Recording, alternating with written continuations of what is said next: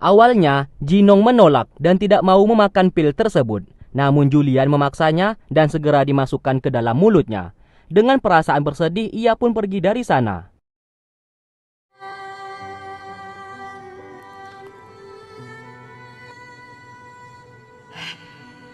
知道你所做的一切，请你一直都是我心里的那个基诺。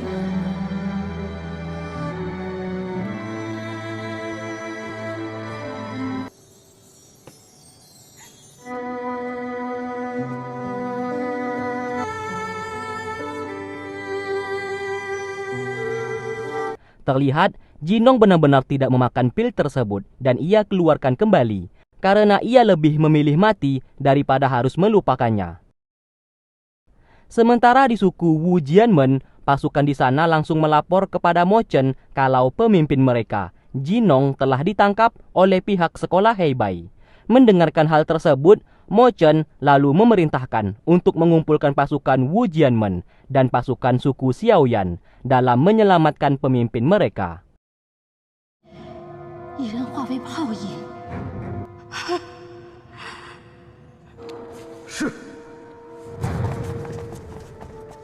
Lalu setelah itu, terlihat Mo Chen menyamar menjadi salah satu murid sekolah dan menemui Julian.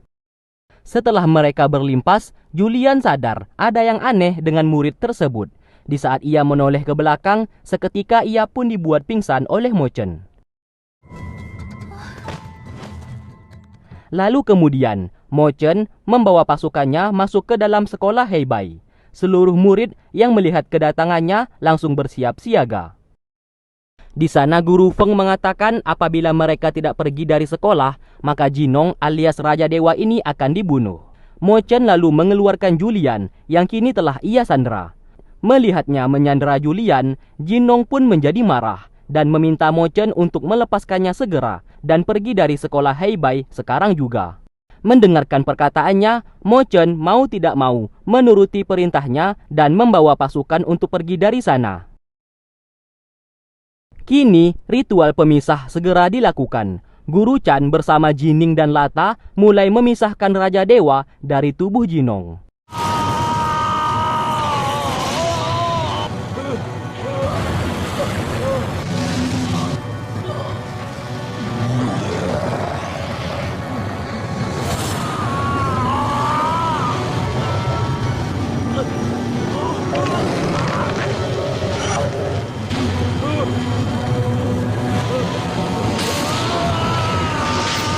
Setelah berhasil melakukannya, roh jahat Raja Dewa keluar dari tubuh Jinong. Guru Chan bersama Lata berusaha mengejar, namun mereka kehilangan jejak.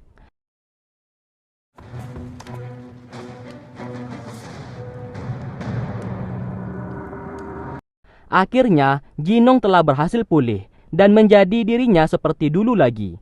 Ia berterima kasih kepada Jining yang sudah mau membantunya. Julian lalu datang ke sana untuk mengecek kesehatan Jinong. Saat ia mengecek, Jinong saat ini sedang sekarat. Apabila tidak cepat diobati, maka ia akan mati.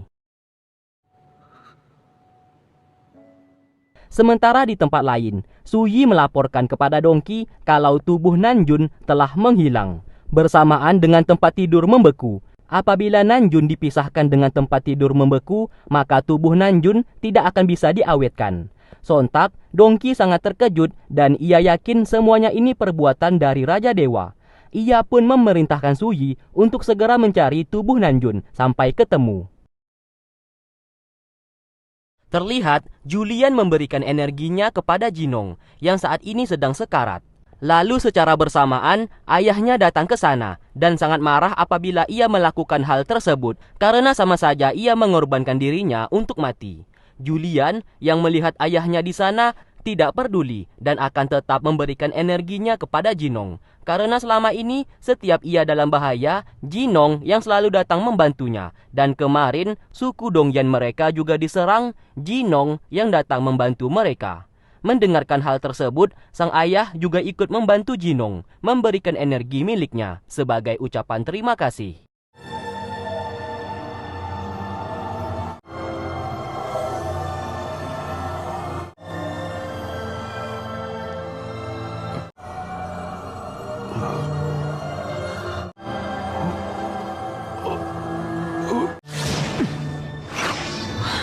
Setelah berhasil disembuhkan, Jinong lalu pamit kepada mereka semua untuk pergi.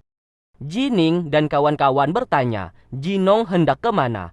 Karena saat ini ia sudah meninggalkan suku Wu Jianmen.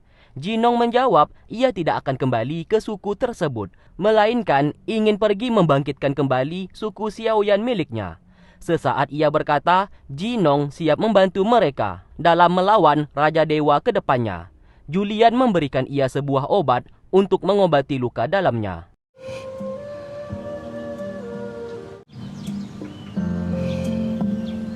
Ternyata Jinong tetap kembali ke suku Wu Jianmen. Yang lebih parahnya lagi, selama ini kita telah dibohongi. Bukan Jinong yang kita lihat, melainkan Raja Dewa yang sedari awal sudah merasuki tubuh Jinong dan berpura-pura berakting untuk membohongi para murid sekolah Heibai. Hal tersebut ia lakukan untuk mendapatkan kepercayaan Jining dan kawan-kawan. Dan semuanya ini, Raja Dewa memang sudah bekerja sama dengan Guru Chan, yang di saat itu Guru Chan juga ikut dalam sandiwara tersebut. Di sekolah, Yu-er tiba-tiba merasakan sakit di tubuhnya akibat jiwa Hundun mencoba mengambil alih tubuhnya. Jining dengan cepat membantu menekan jiwa Hundun tersebut agar tidak keluar.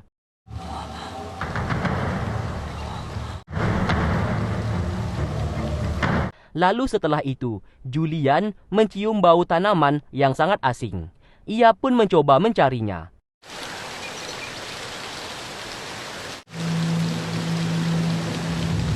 Setelah berhasil ditemukan, ia baru sadar tanaman itulah yang membuat jiwa Hundun di dalam tubuh Yu-er selalu keluar. Seseorang pasti telah meletakkan di berbagai tempat tanaman tersebut di sekolah. Sementara itu, Dongki yang dendam kepada Raja Dewa karena telah menyembunyikan Nanjun kekasihnya menjadi sangat marah. Ia pun bertarung melawannya. Namun sayang, Sugiono datang ke sana. Alhasil, Dongki kalah bertarung.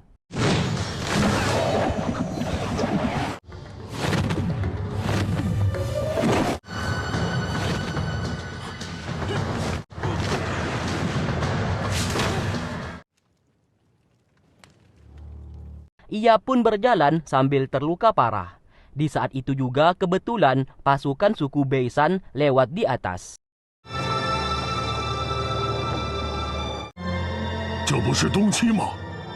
Sedangkan Jining menemui Huang untuk bertanya tanaman apa itu, karena tanaman itu berada di sekolah mereka yang menyebabkan jiwa Hundun di tubuh Yu-er selalu keluar.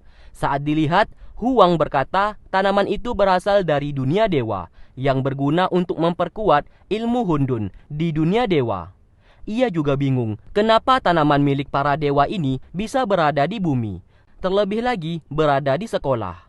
Jinong akhirnya sadar kepala sekolah dan guru Feng terbukti bukan mata-mata Raja Dewa, karena tidak mungkin kepala sekolah melakukan semuanya ini, dikarenakan kepala sekolah saja berada di dalam penjara. Bagaimana bisa menyebar tanaman itu di sekolah?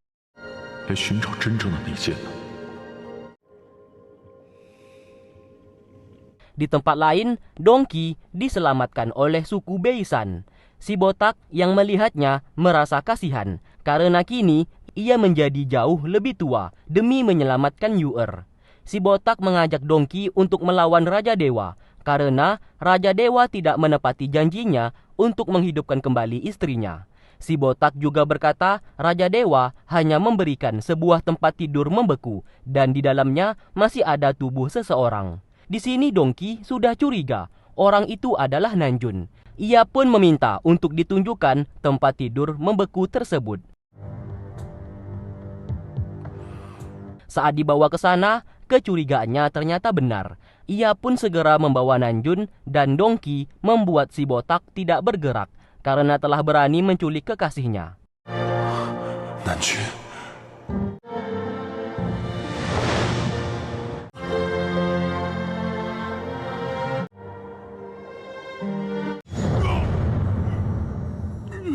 Sedangkan di sekolah, Guru Chan mengajari beberapa teknik bela diri kepada muridnya. Dan di saat itu juga, tiba-tiba terdapat kupu-kupu yang menyerangnya.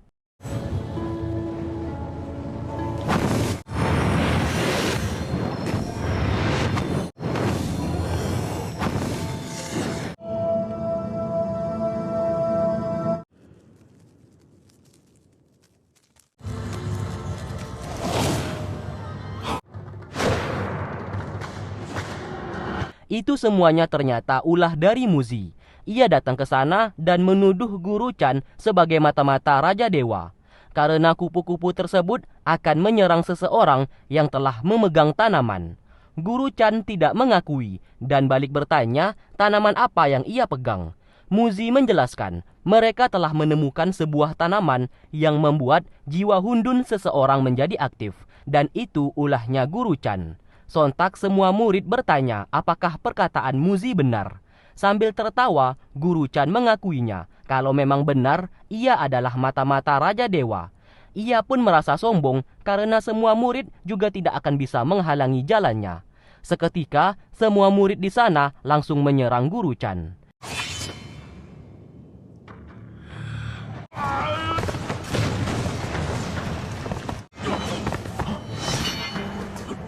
Mereka pun bertarung sampai keluar dan pada akhirnya berhasil dikalahkan oleh Jining, Lata, Muzi, dan Yu'er.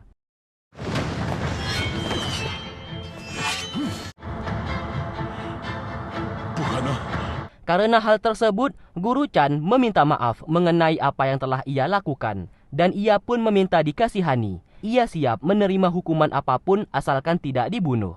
Yu'er yang merasa kasihan melihatnya bersedia memaafkan Guru Chan.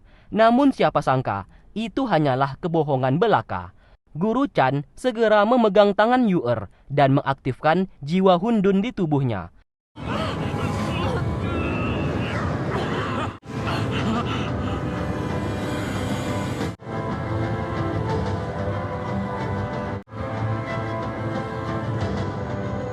Karena hal itu, Yu'er dikendalikan olehnya untuk menyerang Jining dan kawan-kawan.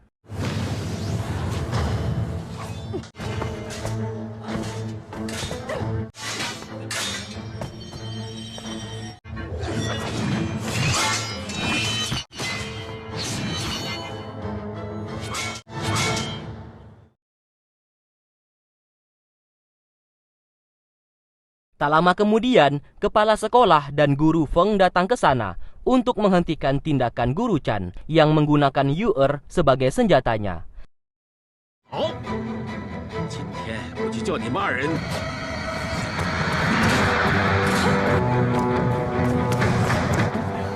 Wu Feng，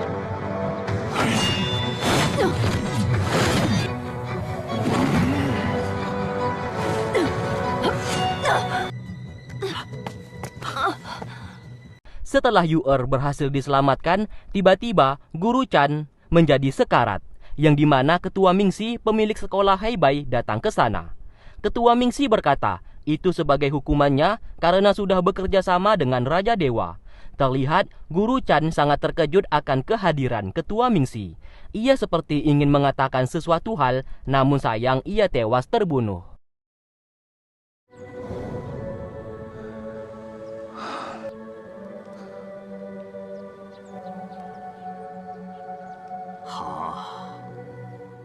Singkatnya, semua murid berkumpul untuk menyambut kembali kedatangan Ketua Mingxi, pemilik sekolah Heibai. Di sana Ketua Mingxi menyampaikan permintaan maafnya karena selama ini tidak bisa membantu sekolah Heibai dikarenakan ia harus bermeditasi. Karena kini ia sudah kembali, saat ini ia tidak akan membiarkan Raja Dewa bertindak sesuka hati dan meminta para guru dan seluruh murid untuk berperang melawan Raja Dewa.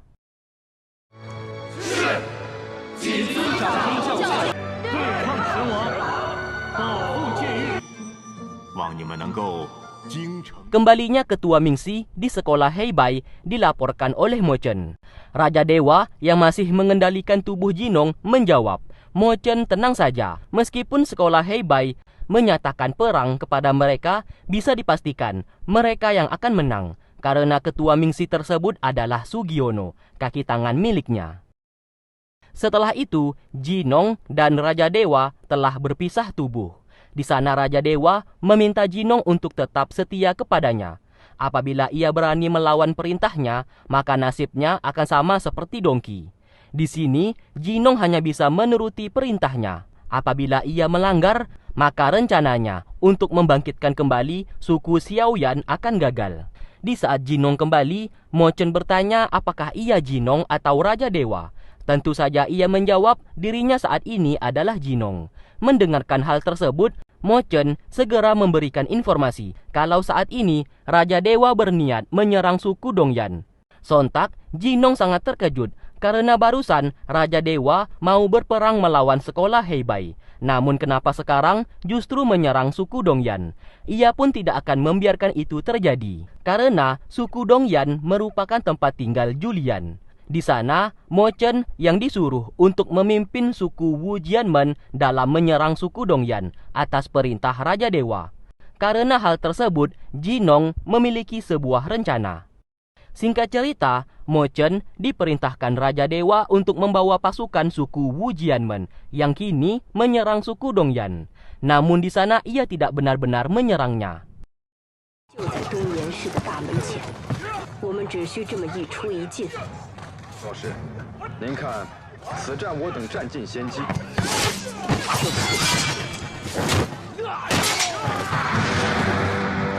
Tak lama kemudian, Jinong bersama pasukan suku Xiaoyan miliknya datang membantu suku Dongyan untuk mengalahkan suku Wu Jianmen, yang dimana semuanya ini sudah direncanakan oleh Jinong bersama Mo Chen. Melihat kedatangannya, Mo Chen memerintahkan pasukan Wu Jianmen untuk mundur segera. Akibat pertarungan tadi, luka lama di tubuh Jinong kembali kambuh. Hal tersebut membuat khawatir Julian.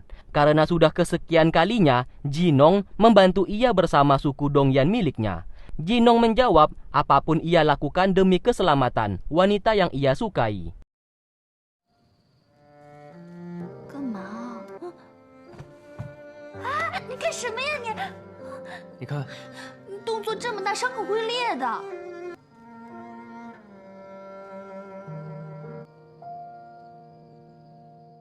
Di waktu bersamaan, Lukman, utusan suku Beisan bersama Lata, utusan sekolah Heibai, datang menemui pemimpin suku Dongyan karena terdengar kabar mereka sedang diserang.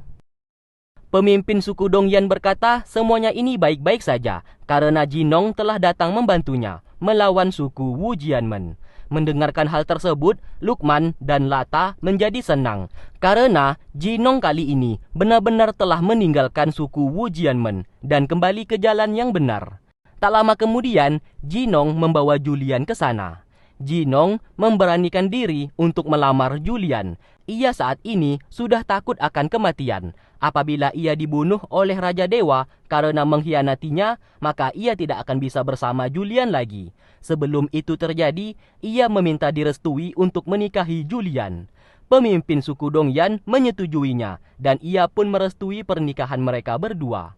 Julian bersama Jinong menjadi sangat senang dan pernikahan mereka berdua pun akan segera diselenggarakan.